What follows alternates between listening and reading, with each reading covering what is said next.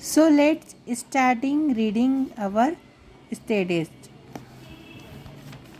Bud stage. The primordials of teeth are seen as structure budding off from basal layer of oral ectoderm which lines dental lamina. These form enamel organ of tooth germ. In this bud stage, enamel organ is round to avoid resembling the bud, hence called rebus stage. So, basal layer ectoderm which lines the dental lamina. This form enamel organ of tooth germ.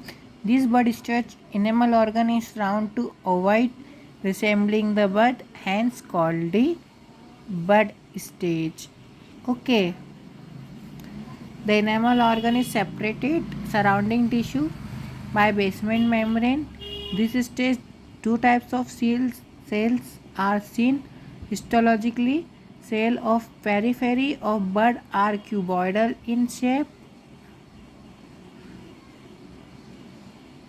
and central cells are polyhedral in shape. Polyhedral बताएंगे आपको, मतलब कि hexagon इस तरह से. These cuboidal cells continue with basal layer of oral epithelium. Ectomesenchymal cells are adjacent to the enamel organ, undergo proliferation. तो यहाँ होता है हमारा proliferation and condensation forming the dental papilla. It gives to, ये जैसा लिखा है मैं आपको बता दूँ, it gives to the rise to the dentine and pulp.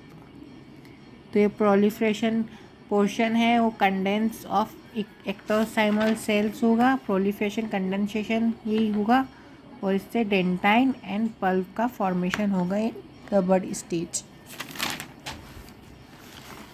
It encloses the dental papilla and enamel organ, so it is called dental sac and dental follicle.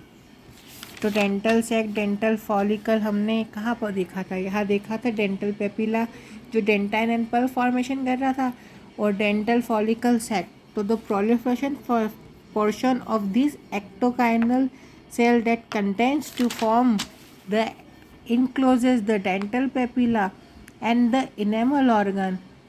So that is why it is called a dental follicle which contain the both dental papilla and enamel organ. Dental sac, dental follicle. During this stage, dental papilla and dental sac cannot be differentiated as distinct part. मतलब ये दोनों same होंगे. These cells of enamel organ in this stage are in physiologic phase of proliferation. ये है physiological phase of proliferation. Okay, ये दो ही stage हमारे ज़्यादा इम्पोर्टेंट है और इसमें हमारे बर्ड और कैप स्टेज सबसे ज़्यादा. ये तो तीनों ही इम्पोर्टेंट है पर इसमें भी इनिशिएशन एंड प्लोरिफ्रेशन बहुत ज़्यादा इम्पोर्टेंट है, जो कि हमने यहाँ पे देख लिया कि ये प्रोलिफ्रेशन वाली जो कि फिजियोलॉजिकल प्रोसेस की प्रोलिफ्रेशन होती है, इसका एक प्रोसेस का नेम है, प्रोलिफ्रेशन वाला फेस है. तो ये वाला फेस हमें यहाँ पे दिखने को मिलेगा, जहाँ पे यहाँ हम इन्हें डिफ्रेंशिएट नहीं कर पाएंगे. अब आते हैं कैप स्टेज पे. Cap stage this cells of enamel organ proliferate further. वापिस से ये प्लोरिफ्रेशन होगा resulting in increase size of enamel organ. तो यहाँ पे इनेमल ऑर्गन का साइज बढ़ जाएगा, मतलब ऐसा नीचे की तरह. ये देखिए से इनेमल ऑर्गन जो है इसका ऐसा गहरा हो जाएगा, बढ़ जाएगा. Since growth is unequal the tooth bud does not expand uniformly, it gradually evolves into a cap shape. This results from invagination which develop at its deeper part.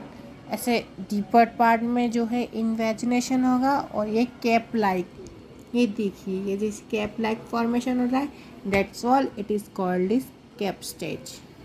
तो ये वाला इन्वेजिनेशन होके ये कैप स्टेज फॉर्म करेगा। Cap जो है मतलब shape, so called is cap stage. The convex surface of cap faces the Oval cavity. Oval cavity जो कॉन्वेक्स सरफेस है वो ओवल मतलब यहाँ पे ओवल कैविटी फेस करेगा। दिस स्टेज द टूथ जम appear like a cap of enamel organ sitting on the ball of dental papilla, both encloses in a sac of dental follicle। वापिस से पढ़ते हैं। This stage the tooth germ appear like a cap, यहाँ तक तो ठीक है, of enamel organ sitting on a ball of dental papilla, both encloses in a sac of dental follicle. यहाँ पे इंक्लोज्ड हो जाएंगे दोनों। यहाँ पे हम देख सकते हैं, यहाँ पे बहुत सारे नेमिंग थी, मैंने मेन जो फटाफट हमारी जो क्लास थी उसके हिसाब से बना लिया था डायग्राम। यहाँ पे जो सेल जो होता है ना अपना HN10 से डायग्राम होता है उसका मैंने बनाया था, अभी मैं आपको बता देता हूँ डेंटल कैप रिलेटेड। तो ये हमारी बर्ड स्टेज, इसे भी पहले देख लीजिए आप। Central polyhedral cells, peripheral cuboidal cells, आ गया ना अब आपको समझ में? ठीक है। Look at this. This is the cap stage. So in this cap stage we can see that inner epithelium, dental papilla, stellate reticulum। stellate reticulum ये तो बहुत मस्त मतलब इम्पॉर्टेंट चीज़ें ये आपको बताएंगे। ऐसा स्टार शेप्ड सेल्स है, या स्टेलेट रेटिकुलम बोलते हैं। तो एक मिनट आपको शेडो नहीं आए तो इस तरह से भी हम देख सकते हैं। Outer enamel epithelium, dental follicle, ये फॉलिकल होता है। स्टेलेट रेटिकुलम में सेल हम इसको हम पढ़ेंगे। इनर एलानल एपिथेलियम, ये रहा। Dental papilla and dental lamina तो अलग हो गया। डेंटल फॉलिका ये एक सेट बना लेगा, ये देखिए, इन अ sac of dental follicle।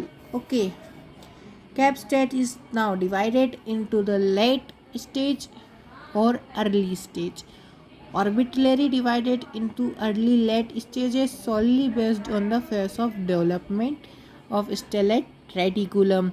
The central cells of enamel organ are polyhedral early stage and form a network of stellate shape। कौन सा शेप? ये देखिए मैंने स्टार भी अलग से स्पेसिफाई करके बनाया है। ये जो आपको ऐसा टाइल्स जैसा शेप दिख रहा है ये है स्टेलेट रेटिकुलम। ओके, तो ये इस तरह से ज़्यादा ऑक्यूपाई कर ले कम सेल्स, इसलिए इस तरह का शेप फॉर्मेशन होता है। Now histology of cap stage cells. Enamel organ, in this stage the cells of cap stage enamel organ exhibit cells distinct arrangement and show three different types: inner enamel, outer enamel and stellate reticulum। Before reaching the inner epithelium zone we will nicely और जो है समझ सकते हैं ऊपर से हम histologically we will understand the dental papilla and dental follicle। Gets partially enclosed invaginated portion of enamel organ, cell of dental proliferation होता है and further condensation dental follicle show further condensation and ectomesenchymal cells, it becomes more fibrous and denser in cap stage। तो ये dental papilla है हमारा, यहाँ है, और dental follicle इधर है, और यहाँ पे बहुत ज़्यादा कंडेंसेशन होगा। ओके बाय, हम नेक्स्ट पढ़ेंगे।